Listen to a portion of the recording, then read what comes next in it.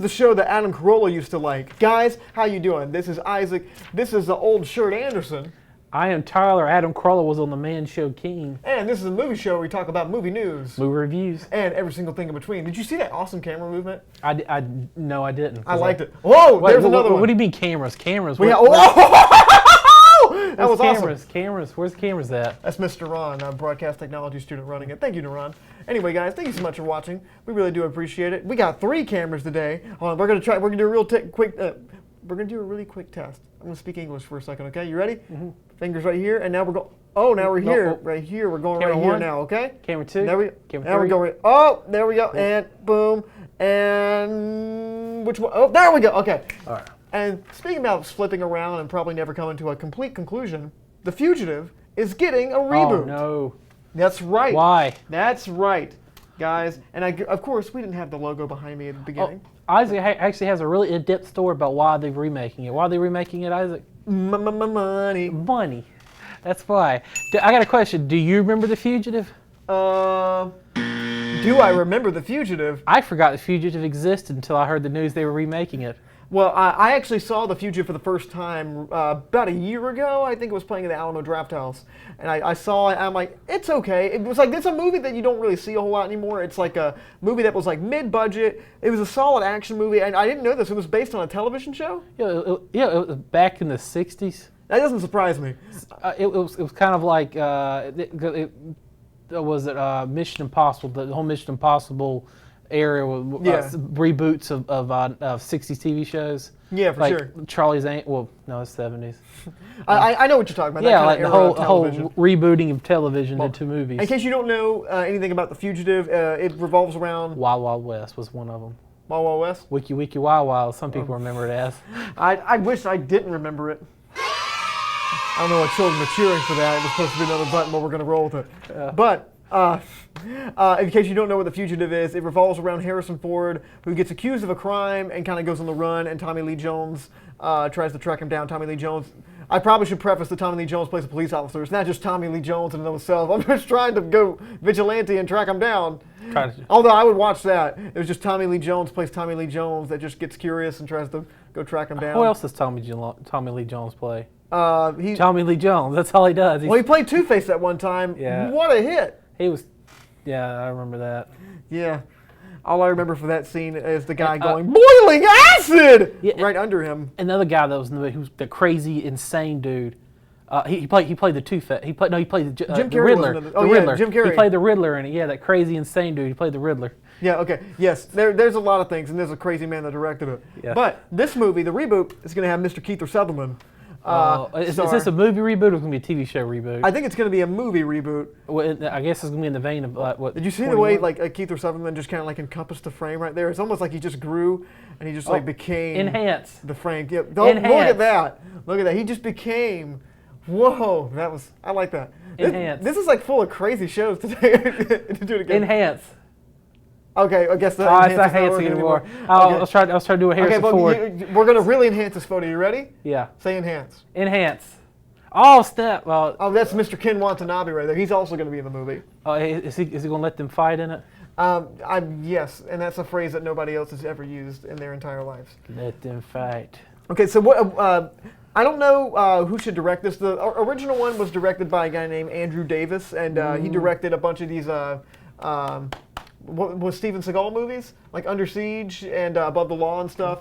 The ones that are actually that watchable. Weren't straight to VOD. Yeah, they're passable. They're actually passable movies. You're correct. Who do you think should direct it this time? Okay, I know who I want it. Who should direct and who's probably going to end up directing it. Who should direct? They should probably get at least like a nice action director who can at least do some drama on that part. Mm-hmm. Someone who's not too established, but still, I would say probably Tim Miller. Tim Miller? I can see Tim Miller directing that. And they're probably going to get some guy named Nikolaj Eriksson to do it from he had some student film in Norway that was in Oh English. yeah, that was really good. They picked him off of YouTube. Picked him off of YouTube. And then they were going to sign him to like an 8-movie contract, and this movie's going to blow. And they like in their contract, yeah. That's probably really true. They're probably going to get every time they do this. They Schwiefen Offerman, and he directed like a 5-minute short film that was like a solid 6 out of 10. The guy who directed The Dark Tower, he disappeared. He is gone. Who was that guy anyway? It had a few J's in it. I remember that. I think he was from. That really narrows it down. He was from Norway too. Yeah, all the Norwegians make great movies. I mean, remember Oslo. Snowman? What a hit! What was that the one with Mr. Hole? Mr. Harry Hole. Yeah, Mr. Harry Hole. Detective himself. Harry Hole. Yeah, that movie fell down a dark, Harry Hole. Oh God! If it ever did. Okay, any final thoughts on this before we go on? Don't do it. Okay. Well, speaking about Harry Hole, House Party is getting a reboot because reboots are happening. Tell me why they're redoing this.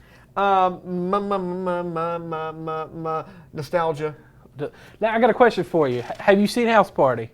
I've never seen House Party. Have you seen House Party 2?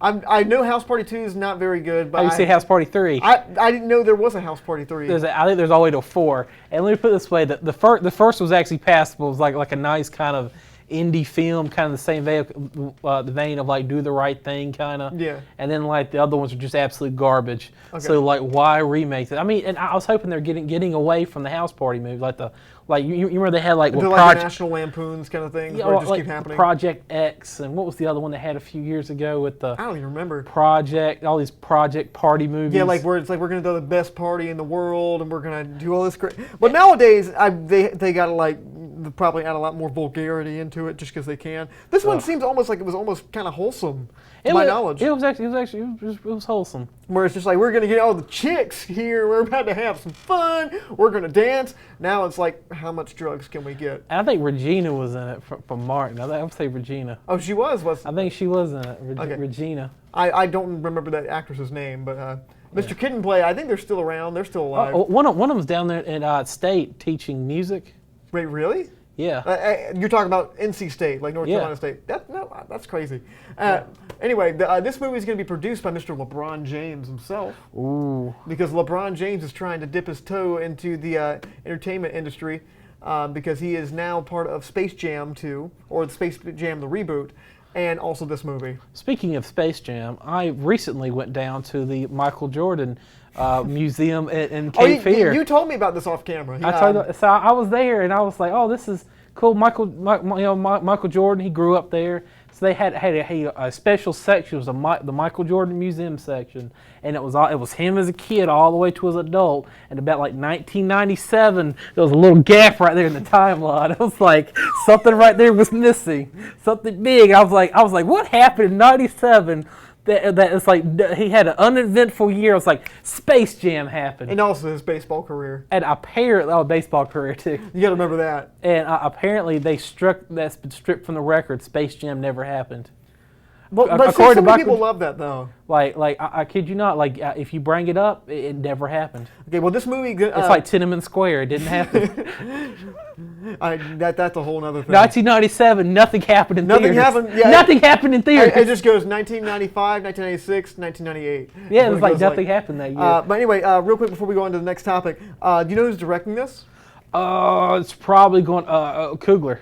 No, I think he's producing Space Jam. He's not doing this. This is Old Town Road, Lil Nas X. That music video, remember that?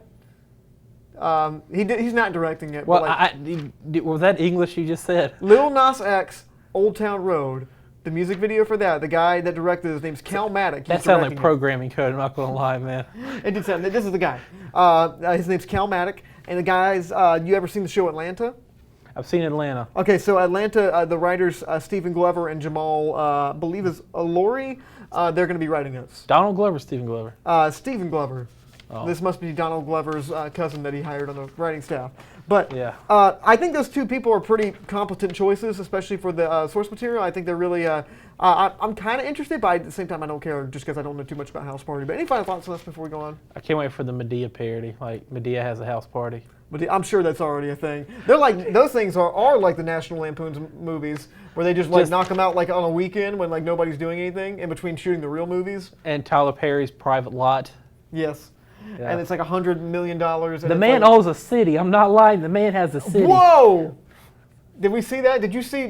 What was his name? Was that kid or play? Does kid have the big hair or? Kid got the big hair. Okay, yeah, kid just encompassed the frame. Well, speaking about encompassing the frame, Netflix is coming out with a movie In the Shadow of the Moon. I almost couldn't think about what was the streaming service for a second. It's almost like it just blanked out of my mind. Well, there's countless ones to try to remember. Yeah, I know. It's just it's like Pokemon, man. You gotta remember what 900 streaming services this is going to be. It was buffering in my head. But this movie is called In the Shadow of the Moon. And in case you don't know what this movie is, neither does anybody else. So the premise of this movie. Do you know what the premise of this movie is, Tyler? Well, the moon has a shadow, and something's going on inside of it, but it's not Transformers this time. It's incorrect. The actual plot is there is somebody that comes back every 7 years or 9 years or something. I think it's 7 years, and keeps all these murders keep happening every 7 years. And it's the same person. It's Pennywise the Clown doing it. It's kind of like I thought about that too. And the detectives are trying to figure out what's happening. It turns out it's this woman that's time traveling because apparently something happens in the future. She's got to stop it in the past. And so, but she keeps killing all these people. But I think she's going backwards instead of like she started in one time. Now she goes 7 years in the past, and after she gets done there, she goes 7 more years in the past. And she goes so. In reality, like this is the end of her mission. I think. Oh snap! It's like the Umbrella Academy. Oh, it is. Yeah, I've never seen that one. That's a big subplot in Umbrella Academy. Well, apparently that's from this. But this is from a writer-director named Jim Mickle, and I don't think you know who that guy is. And it feels like a writer-director concept. He's a horror movie director. I tried to find some stuff that he directed that everybody would know. He really hasn't directed too much of anybody like common knowledge movies or like mainstream movies. But this one looked really interesting, and this one feels like a writer-director concept most certainly. It feels like somebody like with a vision and a story. But here's the thing. This movie could either go one of two ways. This is either go like, oh, this is a really awesome, interesting concept, and this is great, or this is just like a solid, complete failure and it just doesn't gel. I don't know. Judging from the trailer, I'm judging probably the second one. I mean, I can't judge a movie before I see it. Just judging from the trailer, I like the concept. I'm really interested in seeing that. And just it's a little bit of subversion, kind of like, they got to have rules in these kinds of movies with like the time travel and everything. I think they set up pretty decent rules. But any final thoughts on this before we go on? It's on Netflix, right? Okay. What does that mean? That's my thought. It'll be on Netflix. Y'all judge for yourselves when it comes out. Okay, well, yeah, Netflix can either be a really awesome medium or a dumping ground of garbage. But hopefully it won't be. And also Mr. Michael C. Hall's in there, Dexter himself. Oh, and he actually grew up not too far from here. Yeah, his mom lives somewhere in Wake Forest, and he comes to visit us every now and then. And I almost ran into him one time. He ate inside of Isaac's restaurant. Yes, he did. He didn't speak to me. Nobody told me he was there. And Isaac did not get. I'm not holding a grudge or anything about that. But if I ever find the person that didn't tell me, we'll find out. I'll still probably. No, I'm not kidding. I'm not kidding. I'm kidding. UDL. Yes. It was. Midway is this is a movie called Midway, and this is our next topic. That was a whole different thing. We dug up some demons I didn't want to dig up there. Anyway, Mr. Roland Emmerich himself has directed a movie called Midway, and I guess this is something that he shot recently. Oh, because I remember seeing the trailer in theaters, and I remember coming on like, oh, neat, they're doing another World War II movie, and I'm like, oh, this is kind of odd, and it's like a lot of action going here, a lot of CGI. And then it came across top, said Roland Emmerich. I'm like, oh no, this is going to suck. Yes. This is going to suck. But mostly, this is probably going to be a big fat stain on Roland Emmerich's career. And by stain, it's just like he's just got a shirt full of stains. Yeah, I'm about to say, where's it going to be? I mean, the whole thing. I mean, it's like a Thanksgiving feast that he just has a shirt that he just wears. It's just everything on it. So here's the trailer right here. First off, I thought this trailer was a joke. Andrew Small, the executive producer here, showed me this trailer, and I thought this trailer was just garbage. I looked at it and I'm like, this feels like a Roland Emmerich film. Then it said from Roland Emmerich, the director of 2012 and whatever movie was highly grossed in America. No, the director from Independence Day from 1996. I know. Remember that movie? Yeah. But if you can't tell, I don't like Roland Emmerich as a director. This movie looks like a cartoon. Oh, you do? What about Godzilla? Wasn't that a good movie? That was an incredible movie. This is my response to that. Yeah, it wasn't correct timing, but you get the point. So Nick Jonas is in this movie. I think Patrick Wilson from the Conjuring fame is in here too. Yeah, but it looks like a cheap commercial is what it looks like. I don't know what it is. Roland Emmerich films look like they were shot against the green screen, and probably because part of the time they were. And there's also 85 subplots in each one of his movies, and they don't go anywhere. And the writing is so obvious and on the nose. I gotta say it's probably gonna be bad. Yeah, I mean, it's Roland Emmerich, and I can just watch this and just know it's going to be like, what a disservice. Now, it could be for something else, man. Like, this could be to take the heat from Michael Bay about Pearl Harbor. They're like you remember the worst World War II movie ever made? It was like 20 years ago. And they're like, yeah, I remember. What was Pearl Harbor? That was the worst. So now people are going to remember Midway rather than Pearl Harbor. It kind of takes the heat off of him for a little while. Just like Pearl Harbor, that's very tragic. Very tragic. And just like Pearl Harbor, that's going to bomb. It was the second worst thing that ever happened to Pearl Harbor.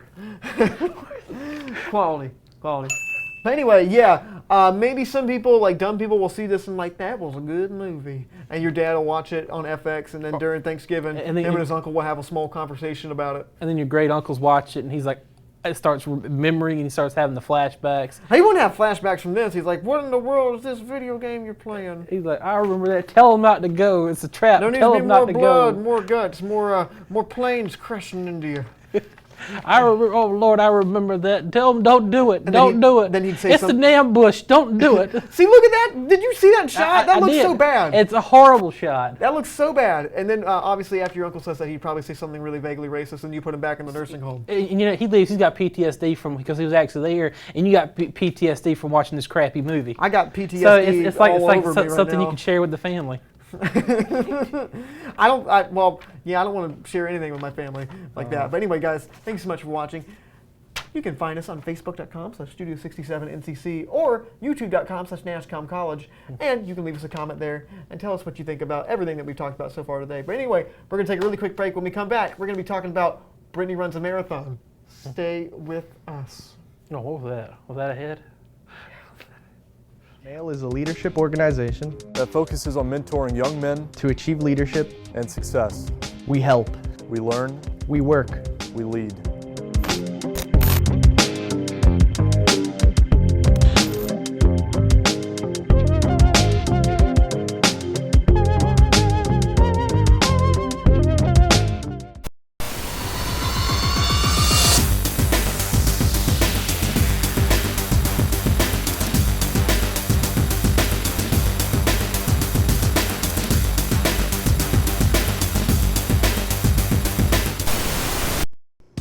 When it comes to culinary arts, Nash Community College is here to turn your burning passion for food into a career.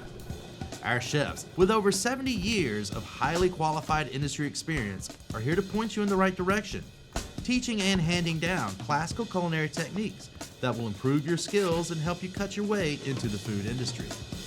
Gain invaluable experience, vital to cooking and preparing delicious food, served in a personal and creative environment. To learn more about the Culinary Arts program, visit nashcc.edu.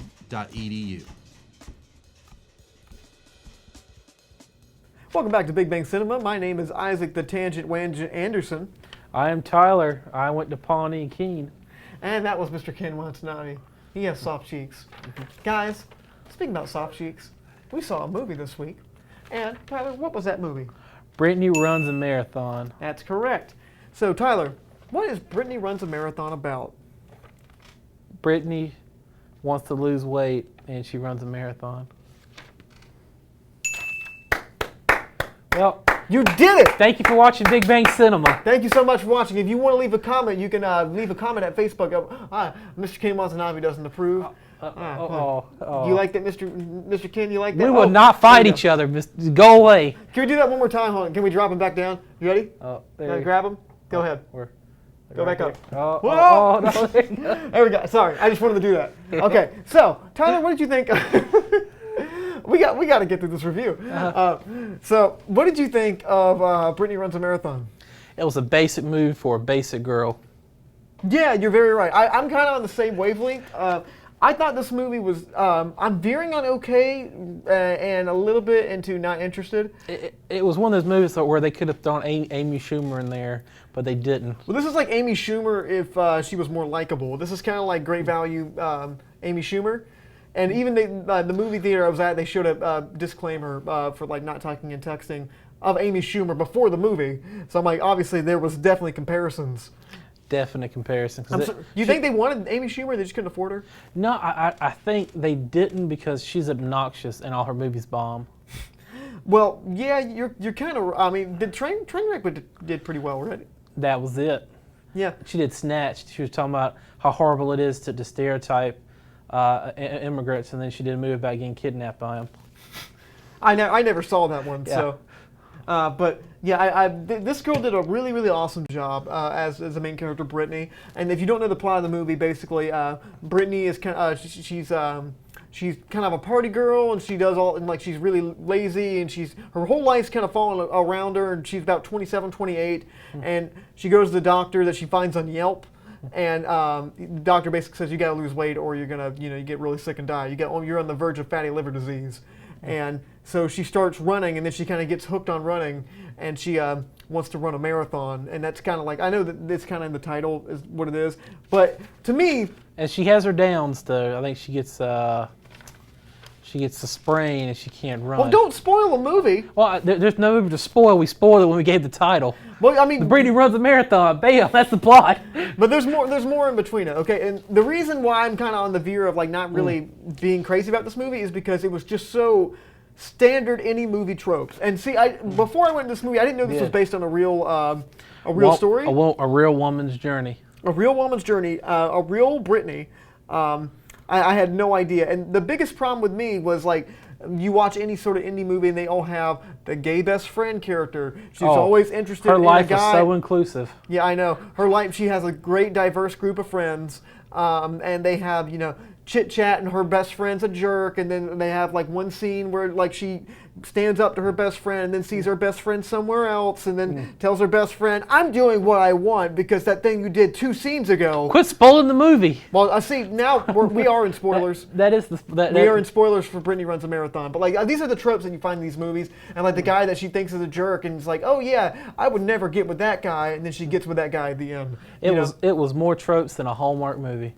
Yes. Well, I mean, it was more like standard any movie trip. Some of the cinematography too, like just kind of like we like handheld shots because we don't really like to be confined to a tripod kind of thing. Like this kind of because it's kind of out of the budget. Yeah. See, I wasn't crazy about it, and also Lil Ray Howard, I think his name is, plays her brother-in-law that was a little older than her. It's married, and like he basically helped raise her. And there's one scene, this is a deep spoiler, and this is also the director of the movie. His name's Paul Downs Colazio, and I couldn't find out anything else he directed. I think he produced the MacGyver TV show that they tried to reboot a few years ago, and that was about it.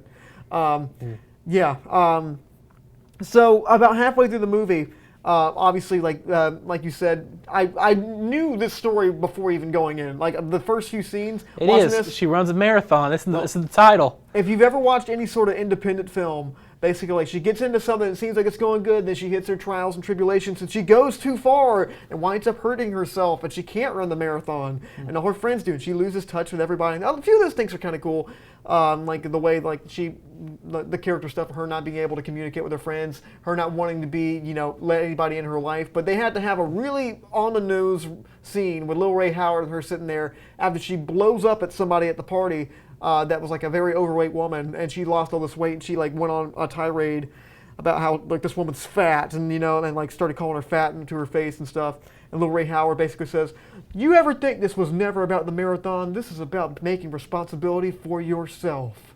and it was like that kind of scene. It was so on the nose. It felt like Andy Griffith. Like, you know what I mean? Like, it was just so obvious the way it was written, and I'm like, I just kind of rolled my eyes at that scene. I think I walked out and went to the bathroom at that scene because I know exactly how it's going to go. It's like You remember way more of this than I do. it's very forgettable, this movie. See, because I'm trying to remember, I'm getting scenes from Workaholics like mixed up into it. Because I watched Workaholics as soon as I finished this movie. Because she's in both of them. I got like a memory of her eating a crayon. Yeah. And I liked some aspects of the movie. I wasn't crazy about it. She's definitely a standout of this movie. She's a lot of fun.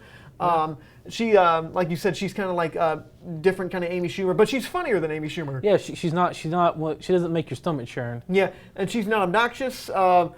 She's not annoying, and it is kind of like you think it would. But anyway, I'm done talking about this movie. This movie's half decent. If you want something where you turn your brain off and you know where all the tropes are going to happen and know how everything's going to go, you can watch this. I'm not crazy about it. I'm giving this 4 out of 10. I'm giving Brittany Jones Runs a Marathon. I'm gonna give that like. I'm gonna give it like. Bridget Jones or Brittany Jones? It said Bridget Jones Runs a Marathon. I'm gonna give it like 6 out of 10. While she's writing a diary and she's writing all that stuff. It felt like a Bridget Jones like esque kind of story. It kind of does. It's very. It was probably one of the most forgettable movies we watched this year. Really. I was really upset about it. Not really, but I know sympathy. I know there's other forgettable movies I've forgotten already. So yeah, I know. I mean, here's the ratio. We're going to end after this. Usually we watch about 45 decent movies a year, 45 kind of like so-so movies, and then like maybe 2 really great ones and 2 really bad ones. Well, there's 52 weeks in a year, and we watch. Yeah, one I know. every Well, week. there's like sometimes we watch a lot. Yeah. So it's not a perfect ratio. Guys, 52. you can leave us a comment at facebook.com/studio67ncc or find us on Facebook. Isaac had a hard time in math. Yes, I did. It's on YouTube, youtube.com/NashCom College, and facebook.com/Studio67NCC. So next week, we're going to watch Rambo, Last Blood. Oh, or Ed Astra, but I'm going to go with Rambo. Are you going to go to Rambo instead? I want to see Ad Astra. But I don't like. Okay, we watch Ed Astra. This is going to surprise you. You ready? I watched the Ed Astra movie. You want to know a secret? What? I've never seen any of the Rambo movies. Really? You ain't see First Blood? I've never seen First Blood. I know what it is, and I respect it, but I've never seen it.